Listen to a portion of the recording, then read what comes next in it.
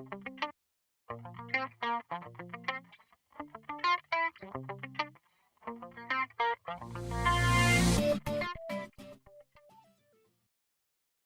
it's all about why not? Why not do something if we think, and there has to be a rationale, a pedagogical rationale, but why not embrace something, as Nick was saying, if we think that it might improve student outcomes, learning, the learning process and experience in our classrooms, and make delivering that subject content a little more engaging, a little more potentially interesting for the student, and it will have the possibility that those learning outcomes will come to fruition.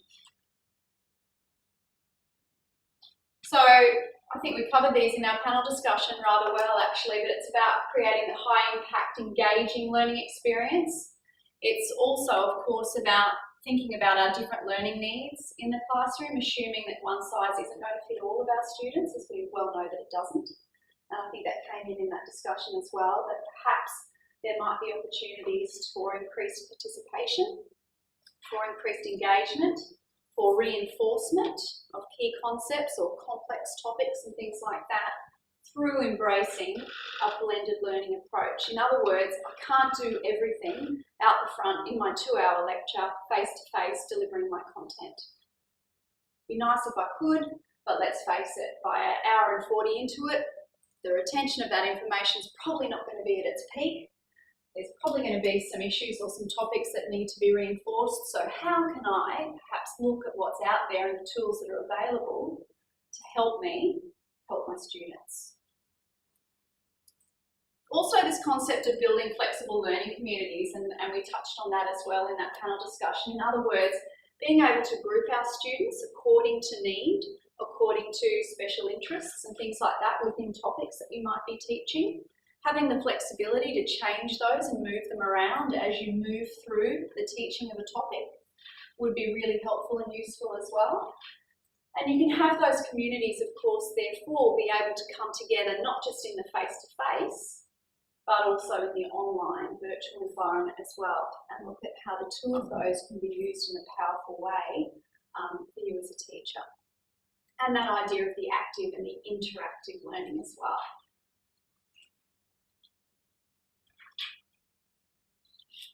Again, I think we probably covered this reasonably well as well in our brief chat this morning. But again, the idea of blended learning is that it could help you deliver your subject content in a more effective manner. Okay, so it's not about creating more work for you. It's not about embracing something just for the sake of embracing it. It has to have a rationale behind it. So if you can deliver your subject in a more effective manner, or deal with particularly complex or difficult topics in a more effective manner and support your students in that way, then it's a win-win situation. It can also be a lot more convenient in terms of the learning that is going on within, you think of your whole subject or your topic and the different things that you're trying to cover within that time frame. Sometimes having that opportunity of the post-lecture, here's a video where I've gone over some of those key topics that maybe you zoned out of because it was a 4 till 6 lecture and you'd already had 5 hours of content before you even came to me. So it's about having a convenient way for students to not perhaps have to drive to the university and knock on your door in your particular contact hours that you've set up for them, but that they can perhaps get some extra information or help and support in a convenient kind of manner.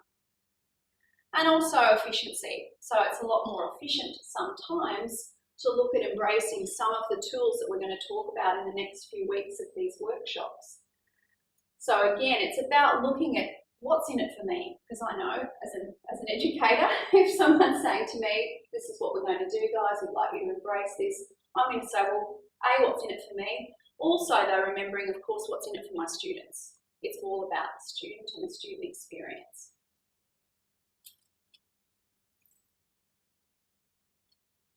So this goes without saying. It's not just about saying, well, I'll do a little bit of this and a little bit of that and I'll tack them together and hope for the best.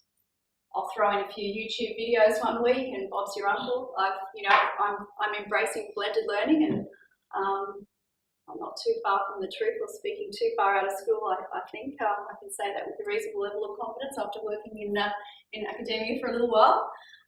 So you need to think about the following key elements when we're talking about blended learning. First one, of course, is what am I teaching and what am I trying to achieve? In other words, what are the goals and the outcomes, the learning objectives that I actually want students to get after they've come to my subject, they've sat in there for 10 weeks or however many weeks it is, and they've done the assignments and they sit the exam. Have they achieved what I set out for them to achieve? So you need to be really clear on your subject goals and your learning objectives. And remember, today is back to basics, so it is pretty basic.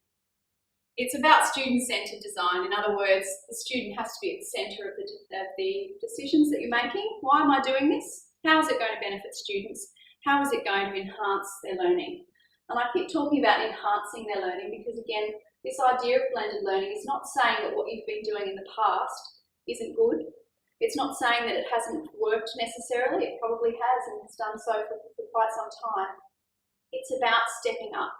It's about, as Nick was saying, making sure that we're out front again in that running race. Making sure that we are forging ahead. So it's about enhancing and making whatever we're doing better. Interaction and collaborative learning we've touched on again, and that's another really great thing that blended learning can support you in terms of ensuring that you have that opportunity for collaborative learning activities within your classroom teaching. So think about the fact that standing out front, as I'm doing, talking at a group of people isn't always the best way of ensuring that, that learning occurs. We all know that. But sometimes in the lecture theatre or the classroom environment, even when we actually think about the fundamentals of the spaces that you guys get given to teach in, saying, oh, break everyone off into small groups and go and have some discussions and come back, it's actually not doable, is it? It's not feasible. So again, you think, okay, well, can I do that post-lecture or flip the classroom, as Libby was kind of alluding to it again, and do that in another way, or embrace some blended learning or online technologies to enable me to do that so that I can offer my students the best of both worlds. Integration is really important as well, and I'll touch on that as well. In other words, that's getting back to that idea that it's not bolt-on. That when we're talking about taking a blended learning technology tool, it needs to be meaningfully integrated into what you're doing. It's not the tack-on or Velcro kind of approach, and I'll probably touch on that throughout his talks as well. I know that's a key little bugbear of yours, but in other words, the Velcro, we'll stick it on and hope that it doesn't peel off and see if it sticks. And also organisation. I think as a teacher, that's really imperative when you're thinking about delivering your subject. You want to think about how am I going to organise what I'm delivering and how I'm delivering it to make sure that I'm achieving the learning goals and the objectives that I'm setting out to achieve. So again, it's not throwing in a whole bunch of, oh, we'll do an online chat and we'll do this and we'll do that, and you have a really crowded, subject where you're trying to do too much.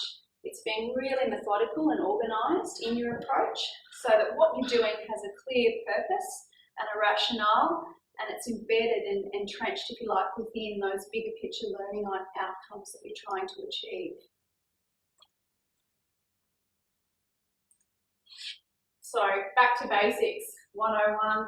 But really, this should be guiding all of your decisions, of course, in terms of the choices that you make in your teaching. So it's about thinking about what's the big picture and what do I need my students to learn?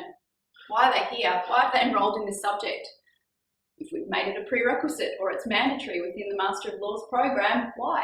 And what are we hoping that they're going to get out of it? Also then, how am I going to teach it? What's the activities that I can use to best deliver those learning opportunities so that students will get what they need to get out of being enrolled in this subject and participating in it?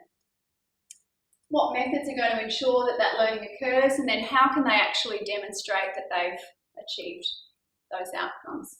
And that's where the assessment comes in.